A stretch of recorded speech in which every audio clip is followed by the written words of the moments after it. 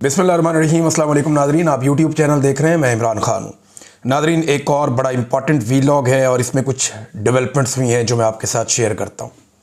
कुछ उलमा इकराम ने भी मेरे साथ रब्ता किया और कुछ मुझे उन्होंने पैगामात भिजवाए, वो भी मैं आप तक पहुँचाता हूँ। मेरे पास बाकायदा वीडियो के अंदर पैगामात मौजूद हैं। लेकिन सबसे पहले जो एक बड़ी ख़बर है और इस्टेब्लिशमेंट के लिए एक मुश्किल पैदा कर देगी, वो ये है कि खैबर पख्तूनख्वा में वहाँ की जो काबीना है, उस काबीना ने एक बहुत बड़ी एक्टिविटी की है। एक्शन इन एड सिविल पार का ख़ात्मा कर दिया और ये इस्टेब्लिशमेंट के लिए एक बड़ी परेशान कुन सूरत हाल है, क्योंकि यही एक कानून था जिसकी वजह से खैबर पख्तूनख्वा के अंदर फ़ौज कार्रवाई करती थी। यानी इस कानून के तहत ही वो अपने इख्तियारात का इस्तेमाल करते थे। जब ये कानून ख़त्म हो गया तो अब वो अपने इख्तियारात का इस्तेमाल जब करेंगे तो वो किसी कानून के तहत नहीं होगा। पेशावर हाई कोर्ट ने इसे पहले ही इंसानी हकूक़ की खिलाफ वर्जी करार दिया था। चंद दिन पहले इसके ऊपर एक करारदाद पास हुई थी। चंद दिन तो नहीं हो गए, चंद माह हो गए। खैबर पख्तूनख्वा की असम्बली से इसके खिलाफ एक करारदाद मंजूर हुई थी, लेकिन गंडापुर साहब शदीद दबाव के बावजूद इस कानून को ख़त्म नहीं कर पाए। लेकिन अभी इसको अनाउंस किया है शफीउल्लाह जान साहब ने, जो मावने खसूसी हैं सुहेल आफरीदी के। ये आए हैं जी बैरिस्टर सैफ की जगह पे, जो अली अमीन गंडापुर के साथ मौजूद थे। बैरिस्टर साहब वही शख्सियत है जो जेल में जाकर बार बार इमरान खान साहब से मिल लेते थे। बहुत सारे लोग ये मानते हैं कि उनके एस्टेब्लिशमेंट के साथ बड़े अच्छे ताल्लुकात हैं। तो बैरिस्टर साहब की जगह ये आए, बिल्कुल डिफरेंट आदमी है और सुहेल आफरीदी की एक ऐसी चॉइस है जिन्होंने बहुत खुलकर बात की है। और ये क्योंकि नौजवान है, ISF से इन लोगों का ताल्लुक है, तो ये पॉलिटिक्स भी बड़ी खुलकर कर रहे हैं और किसी जगह पे बैक फुट पे जाते हुए दिखाई नहीं देते। तो मीडिया के महाज के ऊपर मैंने देखा कि शफीउल्लाह जान एक बड़ी एनर्जेटिक आवाज़ है पाकिस्तान तहरीक इंसाफ की। तो देखिए पोटेंशियल कितना होता है नौजवानों में। अगर नौजवानों पे भरोसा किया जाए तो उनमें बहुत पोटेंशियल होता है। वो बहुत बड़ी उम्र के लोगों से ज़्यादा ना सिर्फ एनर्जेटिक है बल्कि ज़्यादा काम भी कर सकते हैं। बहरहाल इन्होंने अनाउंस किया कि एक्शन इन एड सिविल पार का खात्मा हो गया। अब ये खात्मा होने के बाद फ़ौज किस हैसियत में खैबर पख्तूनख्वा में ऑपरेशन करेगी, ये अब आने वाले दिनों में हम इसके ऊपर नज़र रखेंगे। सुहेल आफरीदी एक के बाद एक प्रोग्राम कर रहे हैं और प्रोग्राम्स करने से उनकी मकबूलियत में इजाफा हो रहा है। यानी अगर हम देखें कि पहले प्रोग्राम से दूसरा, तीसरा, चौथा, और अब जो सुहेल आफरीदी ने प्रोग्राम किया, ये ISF के पास गए। ये उनका बुनियादी तौर पे उनका मोर्चा है। यानी जब मुश्किल तरीन वक्त आता है, कभी हालात कंट्रोल करने होते हैं, तो आदमी अपने मोर्चे की तरफ जाता है। तो सुहेल आफरीदी का जो मोर्चा है वो ISF है, क्योंकि ISF से उनकी बुनियाद बनती है। वो ISF से आगे बढ़ते हुए यहाँ पे वज़ीर आला खैबर पख्तूनख्वा बने। तो ISF का एक बहुत बड़े इज्तिमा से उन्होंने खिताब किया। बड़ी तादाद में वहाँ पे स्टूडेंट्स मौजूद थे, नौजवान मौजूद थे। तो बातें तो उन्होंने बहुत सारी की, अशार भी सुनाए, बड़ी जज्बाती उनकी तकरीर थी। लेकिन मुझे जो उसमें सबसे इंपॉर्टेंट बात लगी वो ये है कि लोगों का मूड क्या है, ख़ास तौर पे नौजवानों का मूड क्या है इस आईनी तरमीम के बाद। सुहेल आफरीदी ने लोगों से पूछा कि जमहूरियत और आइन सब कुछ ख़त्म हो चुका है, कुछ भी बाकी नहीं है, तो अब हमें क्या करना चाहिए। तो नौजवानों ने वहाँ पे लगातार नारे लगाए, डी चौक, डी चौक, डी चौक। नौजवान दोबारा इस्लामाबाद की तरफ जाना चाहते हैं। आपको पूरे पाकिस्तान से ये आवाज़ आती है। कत्लेआम के बाद लोग डर जाते हैं, लेकिन इस रियासत ने बार बार कत्लेआम किया, 4 कत्लेआम ये अब तक कर चुके हैं। इसके बावजूद नौजवान कहते हैं हम डी चौक जाएंगे और इमरान खान की आज़ादी के लिए अब उन्हें कोई तहरीक ही चलानी पड़ेगी। देखिए, आज से पहले अगर आइन से, कानून से, निज़ाम से किसी किस्म की कोई थोड़ी बहुत उम्मीद मौजूद थी तो 26वीं आइनी तरमीम के बाद बहुत हद तक वो ख़त्म हो गई थी। 27वीं आइनी तरमीम के बाद तो बिल्कुल ही ख़त्म हो गई। अब अगर कोई बेवकूफ़ी होगा जो इस निज़ाम से उम्मीद लगाएगा इमरान खान साहब के बाहर आने के या चीज़ों के ठीक होने के, अब 2 रास्ते हैं। या तो कोई दबाव बढ़ जाए और उसके बाद कोई मफाहमत हो जाए, और दूसरा रास्ता यह है कि अवामी ताकत, शदीद तरीन दबाव और एस्टेब्लिशमेंट के ऊपर अवाम का डंडा, निज़ाम के ख़िलाफ़ अवामी बगावत। अगर ये काम हो जाता है तो फिर तो बिल्कुल ही सिलसिला चेंज हो जाएगा। मेरे ख्याल में इसके अलावा हल अब कोई बचा नहीं है। जो कुछ इन्होंने आइन के साथ कर छोड़ा है उसके बाद कोई रास्ता बचता नहीं है। जो अदलिया के साथ कर छोड़ा है, ये वकला के अंदर बड़ा सख्त रद्द अमल आएगा। जो जजेस इस्तीफ़ा दे रहे हैं, मुझे नहीं लगता कि वो घर जाके बैठ जाएंगे और घर बैठ के वो कहेंगे जी हैप्पी बर्थडे टू यू, ऐसा नहीं होगा। ये जो सुहेल अफरीदी हैं ये भी एक तहरीक को चलाएंगे। अगर आप खैबर पख्तूनख्वा की हुकूमत ख़त्म करेंगे, ये एस्टेब्लिशमेंट ये कर सकती है, तो इन्हें भुगतना पड़ेगा, क्योंकि पूरे खैबर पख्तूनख्वा में इसके बाद आग लगेगी एहतजाज की। एक ही सूबा है जहाँ पे लोगों ने अपना मैंडेट बचाया हुआ है, वहाँ आप ये कर नहीं सकते। सुहेल अफरीदी कन्वेंशन के बाद, स्टूडेंट्स से मिलने के बाद फौरी तौर पे पहुँचे जो ड्रोन हमले के अंदर जो लोग निशाना बने, वहाँ वो ज़ख्मियों से मिले, उनके साथ उन्होंने बातचीत की। ये एक जेस्चर है कि वो लोगों के साथ खड़े, और जो ड्रोन हमलों की तरह ज़्यादतियाँ हो रही हैं वो उनके ख़िलाफ़ है, और वो नहीं चाहते कि आम शहरियों के ऊपर ड्रोन हमले किए जाएं। तो आइन से तो अब कोई उम्मीद नहीं है, बैनुल-अक़वामी सतह के ऊपर आवाज़ें उठ रही हैं। मिसाल के तौर पे ये ICJ, ये एक इंटरनेशनल बॉडी है, एक कमीशन है जस्टिस का, उन्होंने एक रिपोर्ट जारी की है। उन्होंने इसके ऊपर तहफ़्फ़ुज़ात का इजहार किया जो 27वीं आइनी तरमीम पाकिस्तान में पास की गई है, उसके हवाले से खबर यह है कि बैनुल-अक़वामी कमीशन बराए माहिरीन कानून, इन्होंने जुमेरात को एक बयान जारी करते हुए 27वीं आइनी तरमीम की मंजूरी की शदीद तरीन मजम्मत की और इसे अदलिया की आज़ादी और कानून की हुक्मरानी पर खुला हमला करार दिया। ये बैनुल-अक़वामी सतह पर अब रद्द-ए-अमल आ रहा है। गुज़िश्ता साल भी ICJ ने 26वीं आइनी तरमीम के नाफिज होने को अदलिया की आज़ादी के लिए एक धचका करार दिया था। अब पूरी दुनिया से आवाज़ें उठ रही हैं और हम भी आवाज़ उठा रहे हैं। हर जगह जहाँ मैं जाता हूँ ओवरसीज़ पाकिस्तानी इस पर आवाज़ उठाते हैं। ओवरसीज़ पाकिस्तानियों को वाकई बहुत ज़्यादा परेशानी है। ये कौन सा तजर्बा है जो ये पाकिस्तान के साथ कर रहे हैं? याद रखिएगा, ये वाहिद आर्मी चीफ नहीं है, वाहिद फील्ड मार्शल नहीं है जिसको इस्तिस्ना मिल गया है। ये सिलसिला अब चलता रहेगा। ये सिर्फ आसिम मुनीर साहब तक महदूद नहीं रहेगा। जो भी आर्मी चीफ आएगा वो आर्मी चीफ आने के बाद कुछ छोटी मोटी लड़ाई करेगा, फील्ड मार्शल बनेगा और ताहयात इस्तिस्ना और ताहयात मुरात लेकर बैठ जाएगा। फिर आपको जान छुड़ानी मुश्किल हो जाएगी। सारे इख्तियारात फौज के उसके पास आ जाएंगे। वो मुल्क के स्याह और सफ़ेद का मालिक बन जाएगा, जो दिल करेगा वो करेगा। वो ये पाकिस्तान के साथ घिनौना खेल खेल दिया गया है। ये मैं आपको एक और चीज़ बताता हूँ, यही पीपल्स पार्टी और PMLN इस टूके को चाटेंगे। ये देखिएगा, याद रखिएगा आप मेरी बात, ये लिख लें आप किसी कागज़ पे। ये पीपल्स पार्टी और PMLN एक दिन रोएंगे और ये तरमीम वापस लेंगे। ये इन्हें लेनी पड़ेगी। सारी पॉलिटिकल पार्टीज मिलकर एक दिन ये तरमीम वापस लेंगी और इस वक्त को सारे लोग कोस रहे होंगे कि ये हमसे क्या हो गया। वजह यह है कि फ़र्द वाहिद को, जब एक बावर्दी शख्स को आप इतनी ज़्यादा ताकत दे देंगे, उसको इतने ज़्यादा इख्तियारात दे देंगे, फिर वो आउट ऑफ कंट्रोल हो जाएगा। जो एब्सोल्यूट पावर होती है ना, वो करप्ट करती है और वो इंसान के दिमाग को पागल कर देती है, और उसके बाद वो आदमी कुछ भी कर सकता है। इमरान खान साहब तो पहले ही ज़हनी मरीज़ कहते हैं आसिम मुनीर साहब को। ये प्रॉब्लम बढ़ता जाएगा और आने वाले दिनों में भी बढ़ेगा। तो हर चीज़ पे कब्जा हो जाए फ़र्द वाहिद का, उससे बेहतर है तरमीम वापस की जाए, और ये करनी पड़ेगी। उलमा इकराम ने मुझे जो राय भेजी, मैं क्लियरली आपको बता रहा हूँ जो उसका लुब्बे लुबाब है।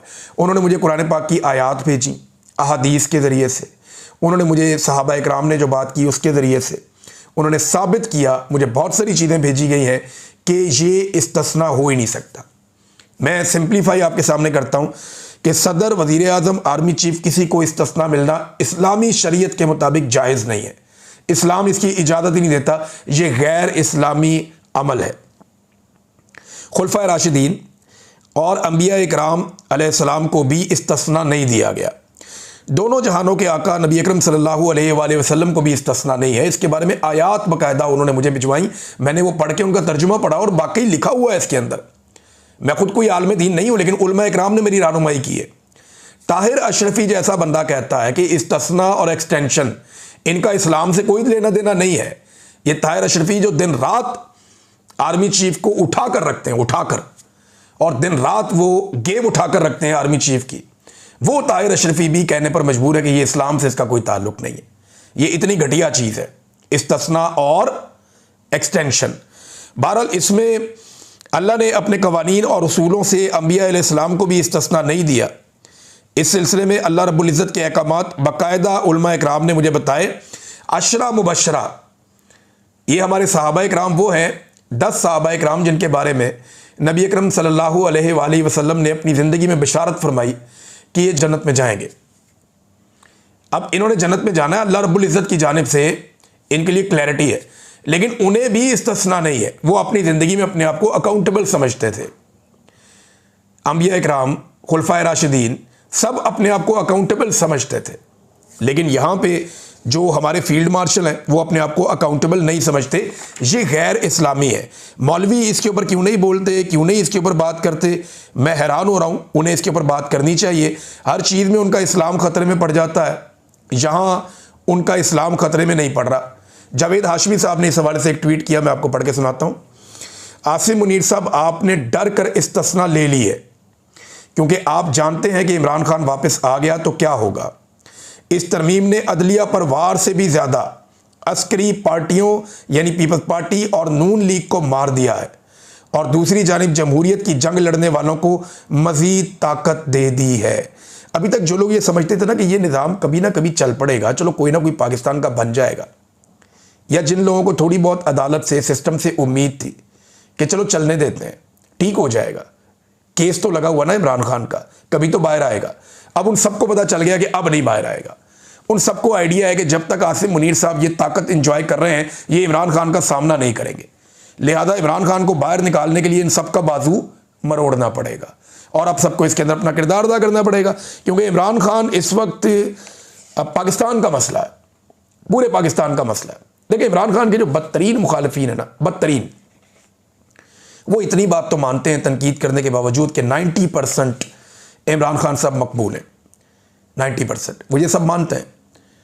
मैं 70-80% कहता था, लेकिन बदतरीन मुखालिफिन जब 90% कह रहे हैं तो फिर मेरी क्या जरूरत है।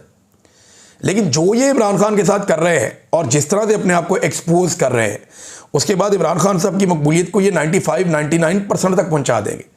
आपको ढूंढ ढूंढ के, बैटरियां मार मार के, चिराग लेके आप ढूंढेंगे तो आपको बड़ी मुश्किल से इमरान खान का मुखालिफ मिला करेगा। ये मुझे बाहर नहीं मिलता ना, बहुत मुश्किल से मिलते हैं लोग। मैं 100-150 बंदे को मिलता हूं तो 1-2 बंदे मुझे मिलते हैं जो इमरान खान साहब के मुखालिफ होते हैं। लेकिन मज़े की बात यह है कि जो मुखालिफ होता है ना, वो बदतरीन मुखालिफ होता है। इमरान खान से या तो लोग इस वक्त शदीद प्यार कर सकते हैं या शदीद नफरत कर सकते हैं। कोई आदमी अपने आप को बीच में न्यूट्रल नहीं रख सकता, क्योंकि इमरान खान साहब ने इसकी गुंजाइश ही नहीं छोड़ी। उन्होंने अपनी थॉट के ज़रिए से, अपनी सोच के ज़रिए से इतनी क्लैरिटी पैदा की है, इतनी क्लैरिटी पैदा की है कि आज लोग दो राय रख ही नहीं सकते। या तो कोई बदतरीन बुग़्ज़ के अंदर मुब्तला होगा, बहुत थोड़ी तादाद है आजकल, या लोग इमरान खान से बेपनाह मोहब्बत करते हैं। और मैंने ज़्यादा लोगों को देखा कि वो बहुत प्यार करते हैं इमरान खान साहब से। हर जगह जहाँ मैं जाता हूँ, मुझे आज नेपाल के कुछ लोग मिले, मुझे इंडिया के कुछ लोग मिले, मुझे कुछ और मुल्कों के लोग मिले, तुर्की मुझे मिलते हैं, तुर्क बहुत बड़ी तादाद में मिलते हैं, मुझे कुर्द लोग मिलते हैं, आज़रबाईजान के लोग मिलते हैं, सेंट्रल एशिया के लोग मिलते हैं, श्रीलंकन मिलते हैं, बांग्लादेशी मिलते हैं। वो सारे एक ही बात करते हैं कि जनाब पाकिस्तान में हमें सबसे ज़्यादा दिलचस्पी इमरान खान में है। वो इतना बड़ा लीडर है, आपने उसको जेल में क्यों रखा हुआ है? अब हम उन्हें क्या बताएं कि किसने जेल में रखा हुआ है? जिनका दिमाग ही नहीं काम करता, मुट्ठी खोपड़ी, उन्होंने पकड़ के इमरान खान को जेल में डाल दिया, क्योंकि इमरान खान का वैसे मुकाबला कर नहीं सकते, आसाब की लड़ाई लड़ नहीं सकते, इल्म की लड़ाई लड़ नहीं सकते, मैदान के अंदर मुकाबला कर नहीं सकते, अवामी बयानिए के अंदर या नैरेटिव के ऊपर वो इमरान खान का मुकाबला नहीं कर सकते। तो आसान तरीका पकड़ो, अंदर डालो। और अब बदले पे बदला ले रहे हैं। शहजाद अकबर साहब का देखें ना, उनको पासपोर्ट ही नहीं दे रही हुकूमत, कितनी बड़ी ज़्यादती है। पहले उनके भाई को पकड़ा, शहजाद अकबर साहब के, उनके भाई को पकड़ के डाल दिया, अब जबरी तौर पे लापता कर दिया। वो जहाँ पे मुझे रखा हुआ था ना जबरी तौर पे लापता, मुझे वहाँ पता चला था कि वहाँ शहजाद अकबर के भाई को भी कुछ देर के लिए लाया गया था, उसे जबरी तौर पे लापता कर दिया। पहले उसके भाई को इतनी अजियत और तकलीफ दी, फिर उसे कहते रहे आके इमरान खान के खिलाफ वादा माफ गवाह बन जाओ तो हम आपको जो है बख्श देते हैं। अब उन्होंने इनकार किया, शहजाद अकबर ने बेवफाई करने से इनकार कर दिया, अपने भाई की तकलीफ बर्दाश्त कर ली, फैमिली की तकलीफ बर्दाश्त कर ली, लेकिन इनकार कर दिया। उसके बाद शहजाद अकबर के ऊपर बरतानिया के अंदर अटैक किया गया, एसिड फेंका गया उनके ऊपर। वो तो शुक्र है उन्होंने आंखों में ऐनक पहनी हुई थी, उनकी आंखें बच गई। और उसके बाद से लेकर अब तक बार बार बरतानवी जो सिक्योरिटी इदारे हैं वो उनकी आगे कभी गाड़ी चेक करते हैं, कभी घर चेक करते हैं, कभी उन्हें देखते हैं, और बार बार उन पर दबाव डाला जाता है कि आप बरतानिया में असाइलम ले लें। अब वो लोग भी ज़रा डूब के फौत हो जाएं जो ये कहते थे कि ये सारे असाइलम ले रहे हैं बरतानिया में। शहजाद अकबर साहब ने तो असाइलम नहीं लिया। शहजाद अकबर साहब के पीछे तो ये भागते थे सारे एजेंसियों वाले जो बरतानिया के, और उनकी पुलिस, उनका इंतजामिया अगर कहती थी आप असाइलम क्यों नहीं लेते, हम आपको सिक्योरिटी प्रोवाइड करते हैं। तो उन्होंने कहा जी मुझे नहीं चाहिए, मैं असाइलम नहीं लूँगा, मेरे पास पाकिस्तानी पासपोर्ट है। अब उनके पास पाकिस्तानी पासपोर्ट है, वो जाकर अप्लाई करते हैं, वो पासपोर्ट ही नहीं दे रही गवर्नमेंट। वो बार बार जाते हैं, मैंने ट्रैवल करना है, मुझे ट्रैवल डॉक्यूमेंट मुझे आप दे दें, मेरा पासपोर्ट, तो गवर्नमेंट उन्हें पासपोर्ट नहीं दे रही। ये इस लेवल तक गिर गए हैं, इस लेवल तक ये लोग नीचे चले गए। नाज़रीन, अदलिया की हालत ये कर दी गई है कि फैसल वाडा जैसे बंदे अदलिया को धमकियां लगा रहे हैं। मैं एस्टेब्लिशमेंट को सिर्फ ये बताना चाहता हूँ कि ये धमकियां आपके खाते में पड़ रही हैं। ये जो बार बार कहा जा रहा है ना, ये ज़रा 2-4 जुमले मैं आपको बता भी देता हूँ कि किस नौयत की धमकियाँ लगाई जा रही हैं कि हम किसी को उठाकर कहीं ट्रांसफ़र करें, ये हमारी मर्ज़ी होगी, ये इब्तदाए इश्क है, आगे देखें होता है क्या क्या। अभी इन्हें सींग से पकड़ना है, कानूनी तौर पर इन्हें भगा भगा कर पागल करना है। अभी तो ऊंट पहाड़ के नीचे आया है, बड़ी बड़ी बातें, जिसकी चाय पतलून उतार दी, हम बताएंगे, हम फैसला करेंगे। मैं तो 10 साल की प्लानिंग करके बैठा हुआ था। इन्हें वो शरबत पिलाने जा रहा हूं कि इन्हें दिन नजर आएगा ना रात नजर आएगी। अंदाज़ा करें आप, ये एक ज़बान है एक सेनेटर की, ये सेनेटर की ज़बान नहीं है, ये एस्टेब्लिशमेंट की ज़बान है। एस्टेब्लिशमेंट याद रखे, ये सारा कुछ आपके खाते में पड़ेगा। ये आप करवा रहे हैं जजेस की तौहीन, और ये सब कुछ आप ही कर रहे हैं।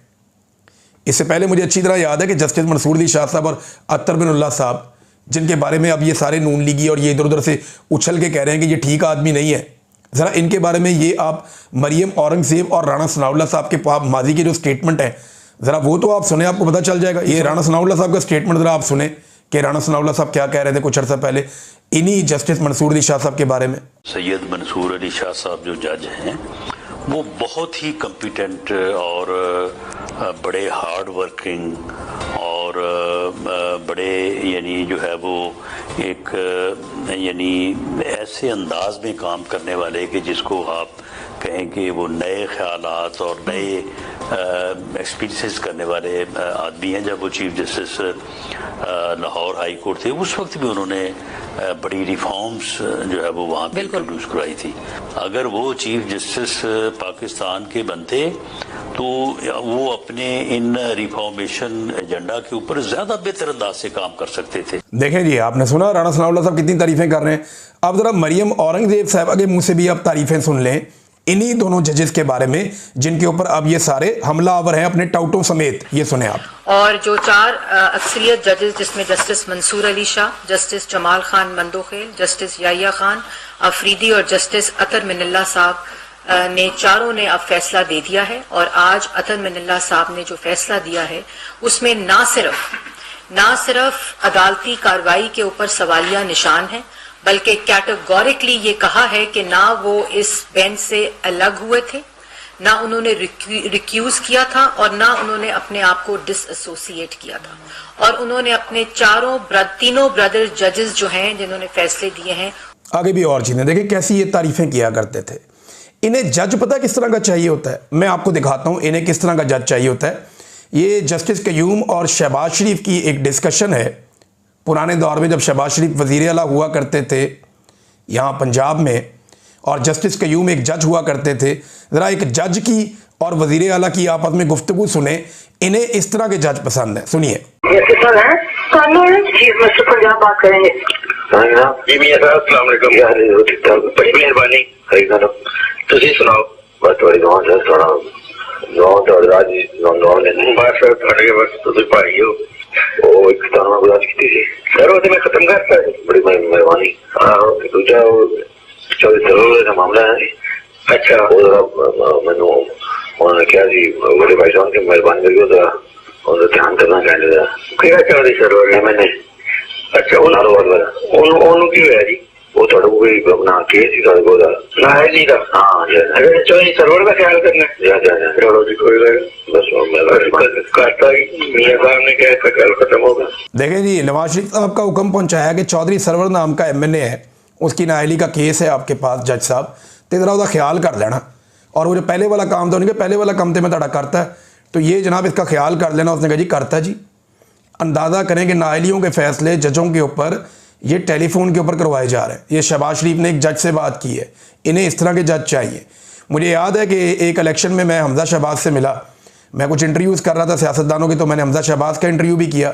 तो उसने वहाँ बैठे हुए लोगों के सामने ये बात की थी, और मैं गवाह हूँ इस बात का कि एक MNA का इलेक्शन लड़ रहा था एक कैंडिडेट, उसके कागजात नामजदगी का रोला बन गया था। तो हमजा ने कहा जी मेरी जज से बात हो गई, आप बेफिक्र हो जाए, ये मामला, मैं पहले भी ये खबर दे चुका हूँ। उसने कहा जी आप बेफिक्र हो जाए, मेरी जज से बात हो गई है, कोई मसला नहीं है, ये हो जाएगा। अंदाज़ा करें नाजरीन, इस तरह के जजेस इन्हें पसंद हैं और इस तरह के जजेस के साथ ये लोग कंफर्टेबल रहते हैं। नाजरीन और भी चीज़ें हैं, मैं आपके साथ शेयर करूँगा नेक्स्ट वीलॉग में। मेरे ख्याल में इस वीलॉग को हम यहाँ ख़त्म कर देते हैं क्योंकि टाइम जो है वो लगभग 20 मिनट के पास हो गए हैं। तो बाकी नेक्स्ट वीलॉग में अब तक के लिए इतना ही। अपना ख्याल रखिएगा, अपने इस चैनल का भी। अल्लाह हाफ़िज़।